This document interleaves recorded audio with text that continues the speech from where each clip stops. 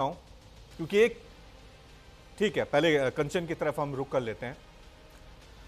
कंचन, लगातार ये हमारी मुहिम जारी है। जो भी सरकारी जमीन पे कब्जा करेगा उसकी खबर न्यूज इंडिया पे चलेगी। इससे पहले भी हमने एक मुहिम चलाई थी और अब ये बाप बेटे की जोड़ी, भाटी बाप बेटे हैं, मारपीट करते हैं, एफआईआर होती है लेकिन कोई एक्शन नहीं।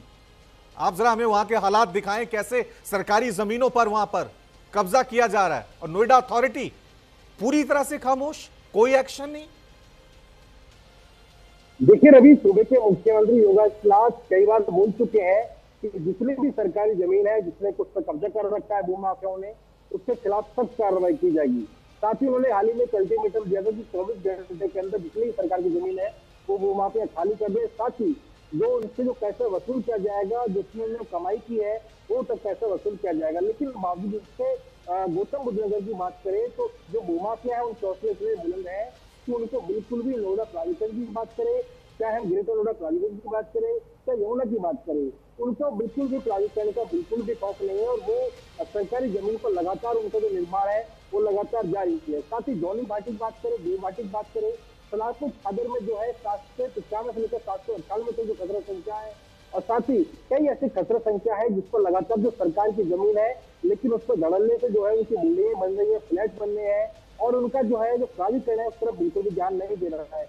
अब से पहले करीब जो 24 खसरा थे उसमें कम से कम 39 लोगों को जो नोएडा प्राधिकरण नामजद किया था, जिनकी 39 थाना सेक्टर में जो है इसकी एफआईआर हुई थी। लेकिन बावजूद इसके प्राधिकरण को उनको बिल्कुल भी खौफ नहीं है और लगातार एफआईआर होने के बावजूद भी जो है उनके काम जो है वहाँ धड़ल्ले से चल रहे हैं। साथ ही प्राधिकरण इस पर बिल्कुल भी ध्यान नहीं दे रहा है। वहाँ प्राधिकरण जाता है लेकिन बस थाना पूर्ति की वहाँ कार्रवाई की जाती है, उनके जो बुलडोजर है, साथ ही जो स्टाफ जाता है प्राधिकरण को वापस चला आता है। तो बड़ा सवाल ये कि आखिर प्राधिकरण को, सरकार को, चाहे हम डीएम की बात करें, डीएम मृदा की बात करें, उनको इतने शिकायत जाने के बाद भी आखिर उनकी कह सकते हैं कि वो कार्रवाई करने के लिए किस लिए तैयार नहीं है, क्योंकि उन पर आखिर किसका प्रेशर है, बड़ा सवाल है। क्योंकि जिस तरीके से लगातार जो है मेरी जो मौजूदगी है इस पर हाजीपुर में है और हाजीपुर में तमाम जो है बड़े बड़े नोएडा प्राधिकरण के बोर्ड लगाए गए हैं, उन पर साफ लिखा हुआ है कि ये सार्वजनिक सूचना है और इस पर जो किसी भी तरह का जमीन जो है ये नोएडा प्राधिकरण की जमीन है, इस पर किसी तरह का निर्माण या कब्जा करना वो अपराध है।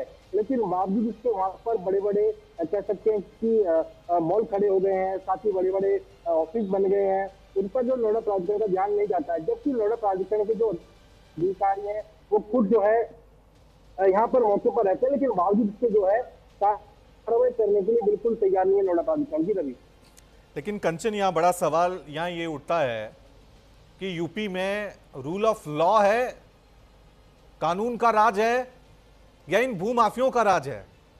कहीं भी सरकारी जमीन मिली उस पर कब्जा कर लिया। रजिस्ट्री में साफ लिखा होता है, कागजों में साफ लिखा होता है कि नोएडा अथॉरिटी की जमीन है। तो क्या वाकई में नोएडा अथॉरिटी, डीएम, ये सब इतने बेबस हैं कि अपनी ही जमीन, सरकार की ही जमीन, उसको छुड़ा नहीं पाते हैं? देखिए बिल्कुल, जब अगर हम सलारपुर छादर की बात करें, चाहे हाजीपुर की बात करें, चाहे कई ऐसी जगह है जहां पर अभी भी हाल ही में अगर आप अभी वहां पर जाकर देखेंगे तो सरकार की जमीन पर धड़ल्ले से वहां काम चल रहा है। साथ ही उन्होंने टीन शेड लगाए हुए हैं जिससे कि लोग देखे ना कि अंदर हो क्या रहा है। साथ ही बड़ी बड़ी बिल्डिंगें खड़ी हो गई, लेकिन बावजूद इसको प्राधिकरण के जो सीओ है कृष्णा करुणे, जब उन्होंने हाल ही में जब पद ग्रहण किया था सीओ का, तो उनका साफ तौर पर कहना यह था, खुद उन्होंने हमारी जो है कैमरे के सामने बोला था कि जितने लोगों ने सरकारी जमीन पर कब्जा कर रखा है उनके खिलाफ कार्रवाई की जाएगी। लेकिन बावजूद इसके ऐसी कोई कार्रवाई प्राधिकरण की तरफ से होती नजर नहीं आ रही है। साथ ही बात करें, चाहे जौनी की घाटी की बात करें या देव घाटी की बात करें, इन्होंने सरकार की जमीन पर बड़े बड़े बिल्डिंगें खड़ी कर दी है, फ्लैट बना रखे, लेकिन बावजूद इससे प्राधिकरण ने इनकी तरफ कोई ऐसी सख्त कार्रवाई नहीं कर रही है जिससे भूमाफिया डरे, क्योंकि जिस तरीके से वही तो सवाल है कंचन, सवाल तो ये है कि कार्रवाई की जाती है, एफआईआर हो जाती है, टीम वहां पहुंच जाती है, लेकिन रातों रात वहां बिल्डिंगें बन रही हैं, मासूम लोग वो अवैध फ्लैट खरीद रहे हैं, अपनी जिंदगी भर की पूंजी उसमें लगा रहे हैं और एक दिन बुलडोजर आएगा और सब कुछ खत्म, जमींदोज। उसके लिए जिम्मेदार कौन? कनिका के पास हम लौटेंगे, लेकिन एक और बड़ी खबर, ऐसा ही एक और एफआईआर श्रीकांत ओझा ने भी 20 दिसंबर 2025 को नोएडा सेक्टर 39 के थाने में लिखवाई है, जिसमें आकाश मालविया, जी रामचंद्र मोहन प्रदीप सिंह, डायरेक्टर राघवेंद्र प्रताप सिंह के नाम लिखे हैं। गेजा तिलपताबाद में जमीन की अवैध रूप से बिक्री पर यह एफआईआर दर्ज कराई गई।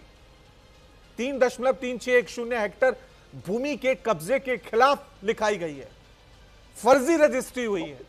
प्रदीप सिंह और अन्य की गिरफ्तारी क्यों नहीं हुई?